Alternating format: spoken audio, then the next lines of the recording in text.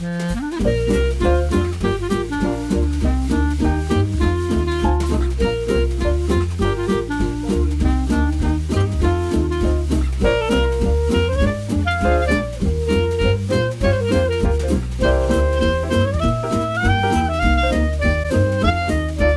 fellow stove enthusiasts and other tinkerers around the world.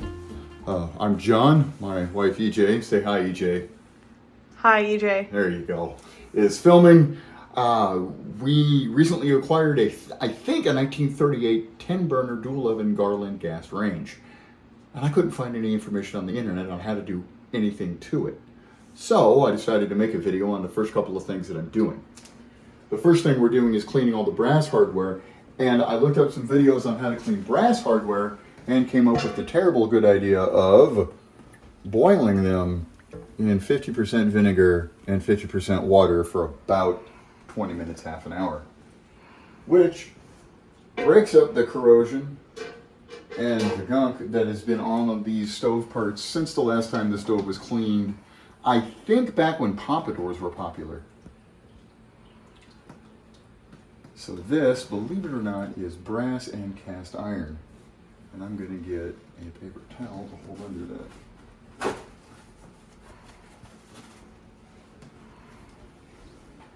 And see how filthy, gross, and dirty it is. This is how it came off of the stove when we purchased it. I got to fiddling with it and cleaning it and realized that that was brass and thought, well, gee whiz, what else can I do? This is the pilot light line that comes off of the main fuel rail here, travels down, and this cast iron aperture holds the light, the pilot light tube, and that of course holds the pilot light. I strongly recommend doing this with gloves on because boiling vinegar is caustic, and I don't know what was on the stove. I assume it's nothing caustic. Everyone say hello to Sienna, my wonderfully noisy 15-year-old cat, who often comes and helps us with these projects.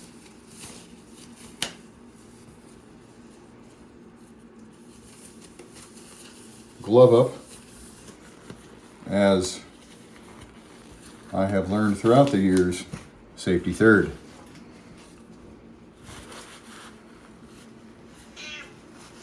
Now, most of what's coming off here is corrosion and burned food and grease from, well, the stove's 86 years old, if I'm right about it being from 1938. And I don't know when it was the last time it was cleaned. So this is 000 steel wool. And all I'm doing here is just scrubbing and using it basically like sandpaper. I did notice that the steel wool does get clogged, so you have to keep switching to new fresh steel wool. And when you hear this sound, that is metal on metal, and you are getting somewhere.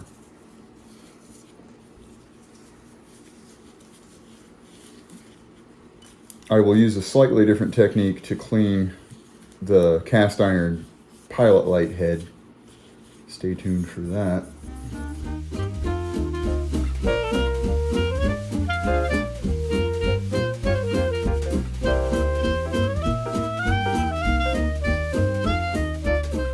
This is a 320 grit block of sandpaper that I got from that big box hardware store that starts with an M.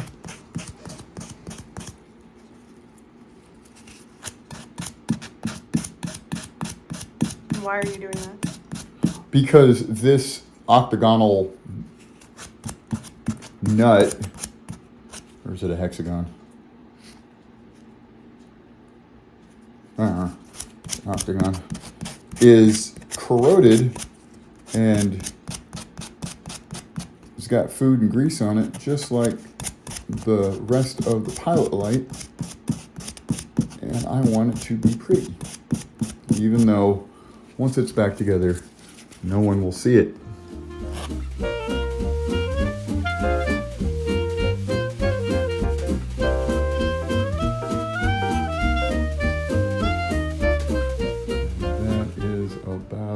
Is there any functional reason to cleaning it? No. It's purely to celebrate the stove and because I am just a little vain. I could have simply hit this with a little bit of oven degreaser, hosed it off out in the yard, let it dry, and hooked it all back up. But I believe the stove needs more respect and attention than that.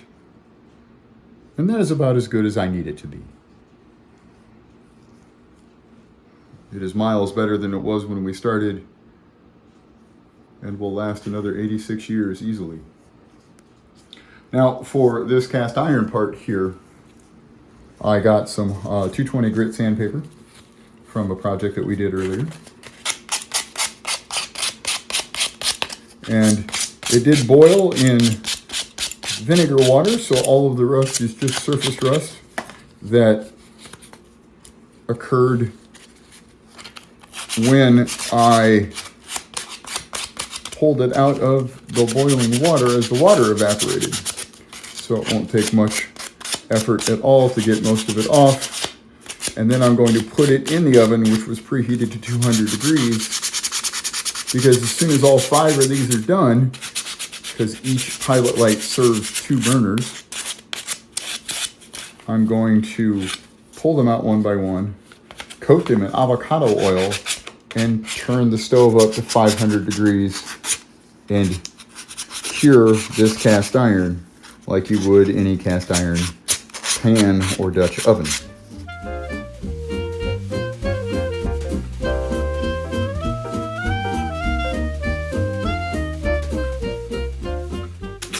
An interesting find was when I took this off of the rail that it sits on the stove and turned it over, I found numbers. 84 something something and 11567, which I assume are part numbers. If anybody has a way to verify that and look it up, I would be forever grateful. I am currently in touch with Garland and have been referred to their archives department and am waiting for a response back from them, because Garland does have an archives department and they have a museum. Do not worry, if they offer to buy my stove, I will say no.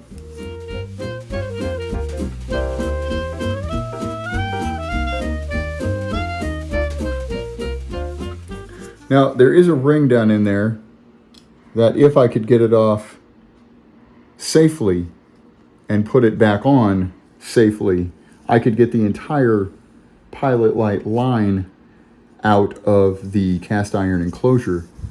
But I don't know if I can without damaging the clip to the point where it wouldn't go back on. And I'm not willing to play that game with something I can't get replacement parts for.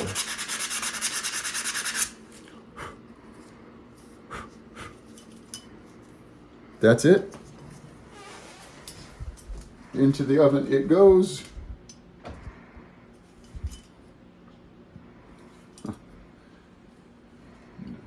Open that with my pinky. 1, 2, 3, 4, 1 to go. And I will be back in a few minutes to show you the next step. Well, stove people, the stove gods heard me and decided to give me a lesson in how to reattach the pilot light tube to the pilot light holder. I'm not exactly sure what this is. I did figure out a couple of things along the way. One is that is 8421 and it is 11567. If that helps any of you out there find stove parts. Now this is a little, I believe this started out life as a flat clip with 4 teeth on it. That seems to make sense to me. And one of the things I genuinely love about these stoves is they are intuitive, because if I remember correctly, these came out of the Sears and Roebuck or Montgomery Rewards catalog. Or I suppose you could spend a little bit of extra money and have a technician come out to the house and put it together for you. But most people had to figure out how to assemble the stove themselves. Okay, so show me what you're doing. So that's the hole where the pilot tube goes. And that's the notch that holds it in. So again, it goes in like that. All right. And now this gets put over the top of that and then clipped into that groove right there. I think, I do not know, but I think this started out life flat. And then with some sort of tool or technique that I don't have or know, this clip was put onto this line. I did get this one back on. That one also fell off.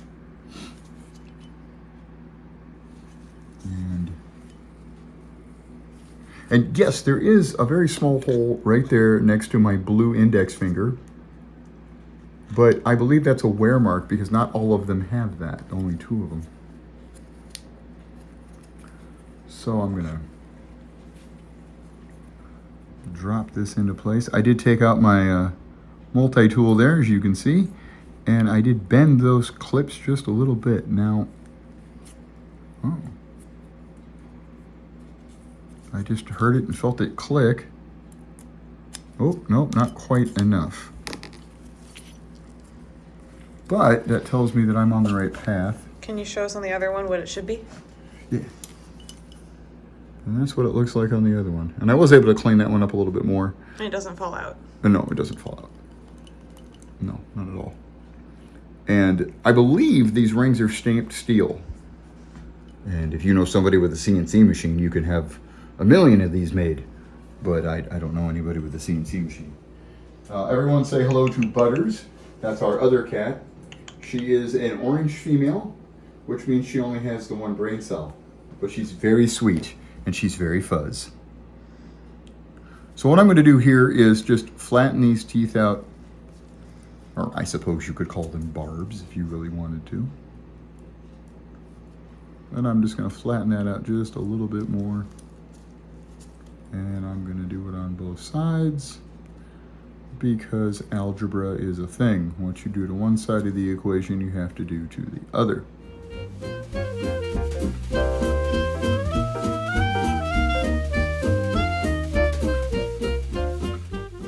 And we'll see if that did it. I am not an expert by any means. I don't know what I'm doing. We are learning this together. Thank you for being on this journey with me. I was talking to a guy online last night, and I called him a fount of wisdom and knowledge, and he laughed and said, I am still a rookie. I've only been doing this 45 years, which goes to show that we all have more to learn.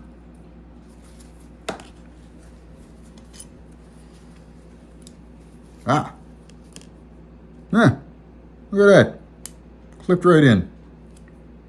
And there you are, my fellow stove enthusiasts.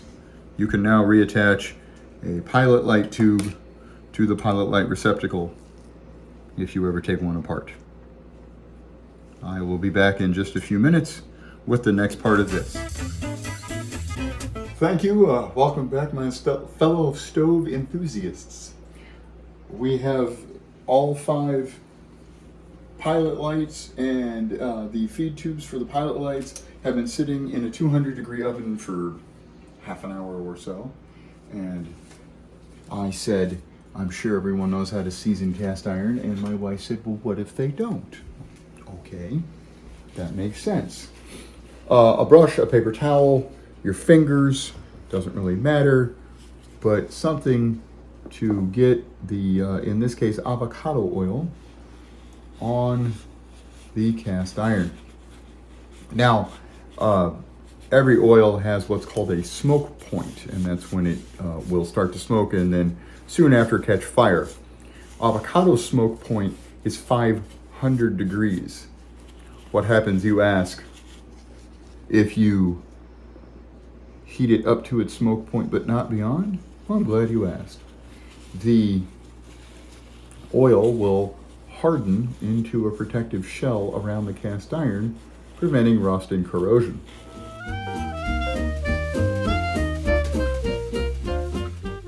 Once you coat inside and out all over the cast iron, you have to bake it at the oil's smoke point or near it for about an hour. 45 minutes to an hour. When the hour is up, turn the oven off and let it cool down on its own. And you should have a nice protective sheen over your cast iron. Usually pan or Dutch oven.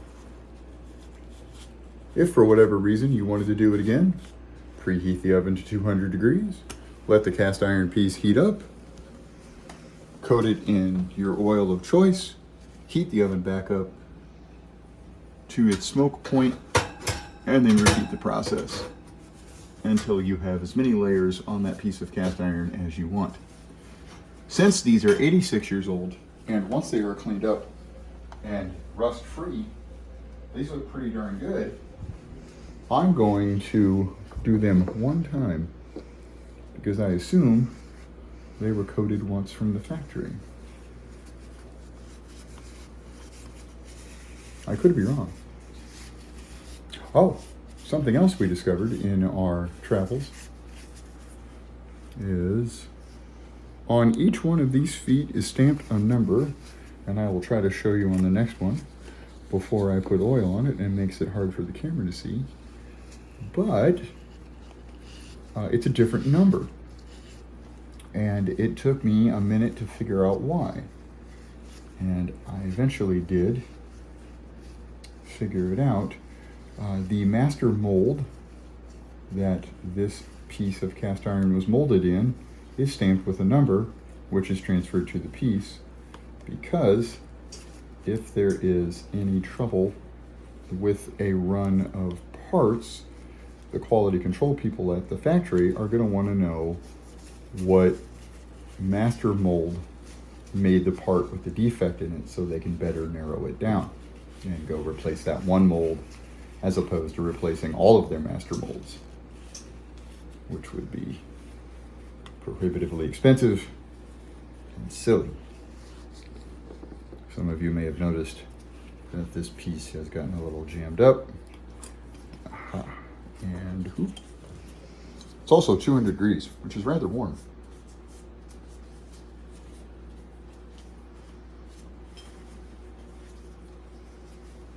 I may owe my wife new hot pads. You really should just get you shop hot pads. I would like that very much. Shop hot pads. Yeah, because these are... Of course, I picked up the one with the worst number on it, but that one right there is stamped number 8. So the master mold that made this piece is the number 8 master mold. If someone could go find it, I would dearly love to have it. My dear, can I have some more oil, please? Your hands are far cleaner than mine. I'm going to have to stop recording. And a pause. We'll be right back. New gloves, because I ran out of the blue ones. So, what we have here are the, please excuse me for getting these terms wrong. This is the stove petcock. This part here goes out, and this is where the knob attaches. And this is the valve, gas on, gas off. That is the only safety I have found on this stove, which is another reason I believe it's from 1938. The idea is that this shaft takes, excuse me, my love, this spring is held into place with that keeper ring, which will slide all the way up once it's clean, I promise. And then this ring threads onto the pipe, or the valve, I suppose. And the valve is on the stove. And the valve is secured to the main line on the stove. Very good.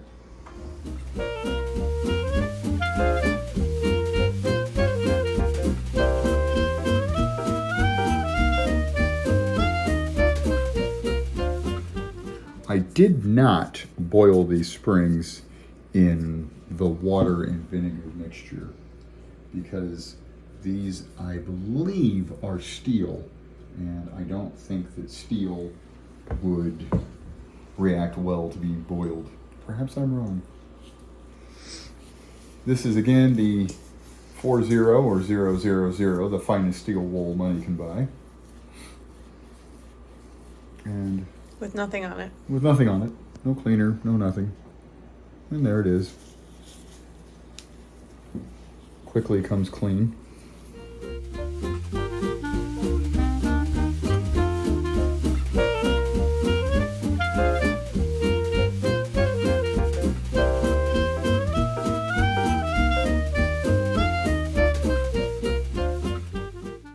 It's also a really good time to inspect your stove parts or any parts, depending on what you're cleaning, and make sure that everything is in good repair.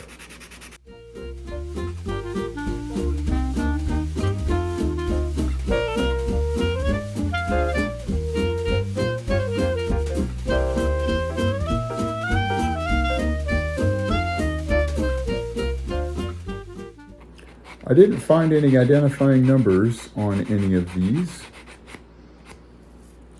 If anybody happens to know the original numbers, please tell me. I would be very interested to learn. There is a purpose for cleaning these, unlike the vanity project that the pilot light aperture was. This actually can get corroded, or rather the corrosion can build up on the petcock and can jam it from opening and closing properly, which, as you know, with gas, impeding its flow one way or the other could be bad. So how are you cleaning the inside then? Because they're hollow. They are hollow. Well, yes. A small dollop of everybody's favorite brand name brass cleaner. Just a little tiny bit just in there. And then standard issue Q-tip, which I just swirl around in there for a little bit to make sure that it's evenly coated. And then I make a point off of my steel wool block here and stuff it down in there and turn. I suppose I could, thank you stove, the stove is now at 450 degrees. I suppose I could push the brass cleaner down in there with the steel wool, but I feel like the Q-tip does a better job of distributing it. And it's a little hard to see, but it is much, much cleaner. And in order to make sure that there's nothing in there, we're referencing our earlier conversation about blocking gas flow one direction or the other.